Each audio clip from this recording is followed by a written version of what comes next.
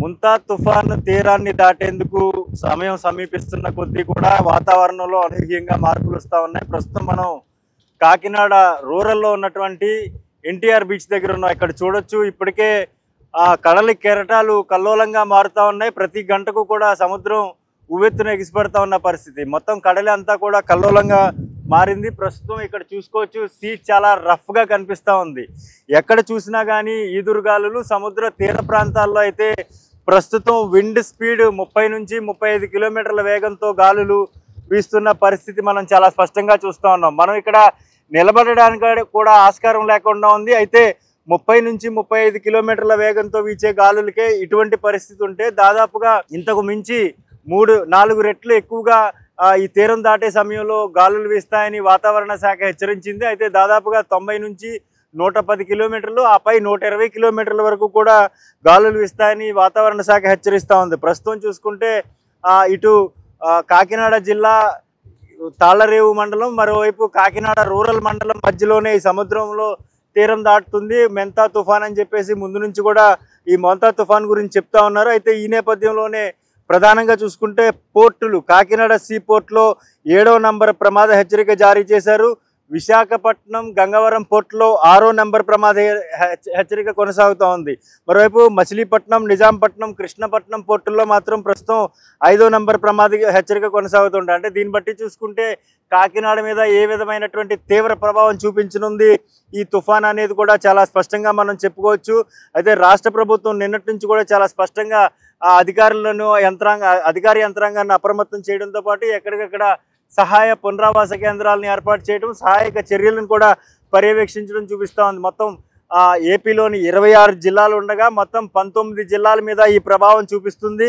మరోవైపు 233 మండలాలు అత్యధికంగా ఈ యొక్క తుఫాను తాకిడికి లోనవుతాయని కూడా చెప్తా ఉంది. మొత్తం 1419 గ్రామాలకు ముప్పు పొంచి ఉందని కూడా అధికారులు హెచ్చరిస్తూ ఉన్నారు. మరోవైపు మొత్తంగా ఇక్కడ ఏపీ 19 జిల్లాల పరిధిలో చూసుకుంటే దాదాపుగా సుమారుగా 1000 మంది ఎన్డీఆర్ఎఫ్, ఎస్డీఆర్ఎఫ్ టీమ్స్ అయితే ఇక్కడ డిప్లాయ్ చేశారు. అధికారులు పూర్తిగా ఎక్కడ కూడా ఎటువంటి ఆస్తి నష్టం, ప్రాణ నష్టం సంభవించకుండా ముందస్తు నివారణ చర్యలు అయితే చేపట్టారు.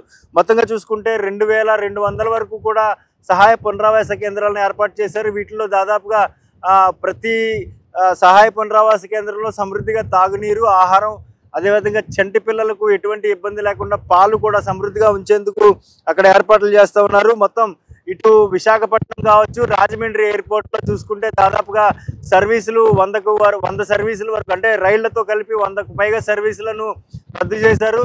సౌత్ ఈస్టర్న్ రైల్వేకి సంబంధించి పెద్ద ఎత్తున ఇక్కడ రైళ్లను రద్దు చేసిన పరిస్థితి. అయితే ఈ తుఫాన్కి సంబంధించిన పరిస్థితి అప్డేట్ ఇలా ఉంటే ఏపీలో 19 జిల్లాలకు ఈ రెడ్ అలర్ట్, ఆరెంజ్ అలర్ట్ ప్రకటించగా తెలంగాణలో కూడా ఇటు సరిహద్దులో, అంటే తెలంగాణ ఇటు భద్రాచలం వైపు ఉన్నటువంటి పలు జిల్లాలకు కూడా ఈ తుఫాను ముప్పు పొంచి ఉందని చెప్తా ఉన్నారు.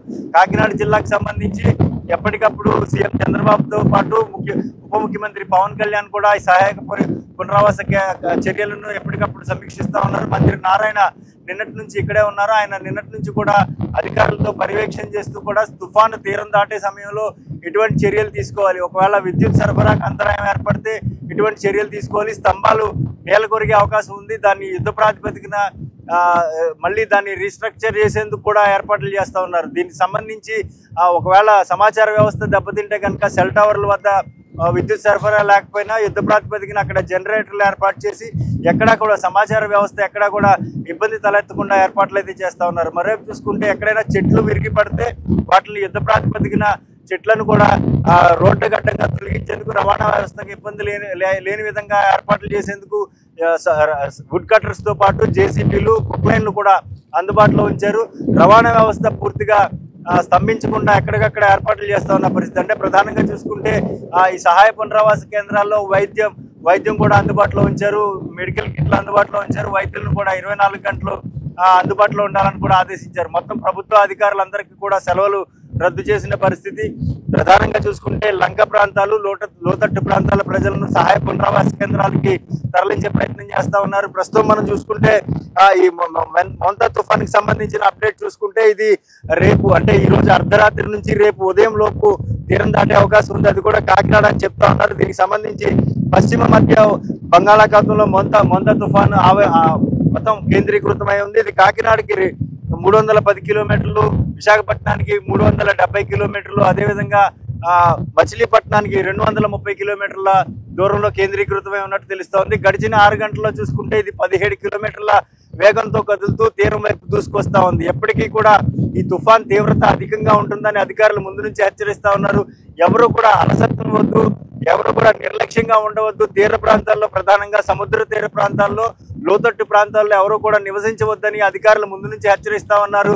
దీన్ని పాటించేందుకు, అమలు చేసేందుకు క్షేత్రస్థాయిలో పోలీస్ అధికారులతో పాటు ఫైర్ సిబ్బంది కూడా పూర్తి స్థాయిలో క్షేత్రస్థాయిలో పనిచేస్తున్న పరిస్థితి కాకినాడ నుంచి ఉంది. హలో, తెలుగు రాజ్యం ఛానల్ చూస్తున్నారా? సామాజిక, రాజకీయ, జీవన చిత్రణే తెలుగు రాజ్యం. అతిశయోక్తులు, అసత్యాలు ఉండవు. రాజకీయ కోణం కాదు, ప్రజా కోణమే కొలబద్ద. తెలుగు రాజ్యం వీక్షణ మీ ఉత్తమ అభిరుచికి నిదర్శనం.